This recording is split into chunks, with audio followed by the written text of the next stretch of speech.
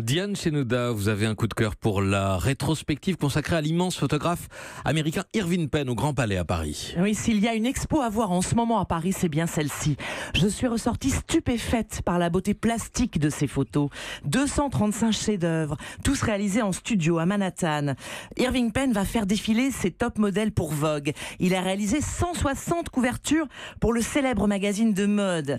Aussi les plus grandes stars, Dali, Picasso, Audrey Hepburn, Marlène Dietrich. Il arrive à saisir la fêlure en chacun. Il photographie aussi des tribus africaines et leurs masques.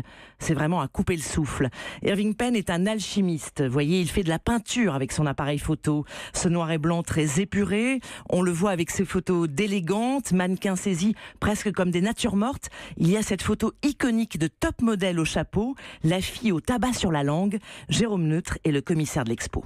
Il y a un mélange de grand chic dans la pose de cette femme, avec son chapeau, cette tenue très haute couture, et en même temps d'une certaine nonchalance, en ramassant ce morceau de tabac sur sa langue, à la fois drôle, beau, et d'un cadrage tout à fait insolite, qui rend cette photographie unique. Elle ne peut être que de la patte d'Irving Penn. Vous avez aussi été bluffé, Diane, par sa série de nus presque révolutionnaire pour l'époque. Oui, c'est une série réalisée en 1945, très innovante, en effet, qui avait choqué, car Irving Penn coupe les têtes, les corps.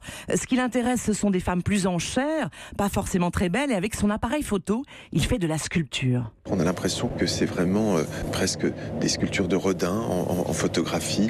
Il va décolorer les images pour les rendre d'une blancheur diaphane, et on a l'impression là vraiment d'être face à des sculptures en marbre.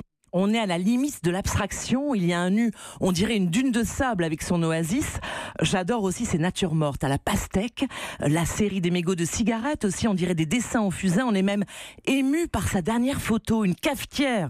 Vous vous rendez compte? Bah oui, mais c'est comme une encre de Chine. La rétrospective Irving Penn est à voir au Grand Palais à Paris jusqu'au 29 janvier. Merci à vous, Diane Chenouda.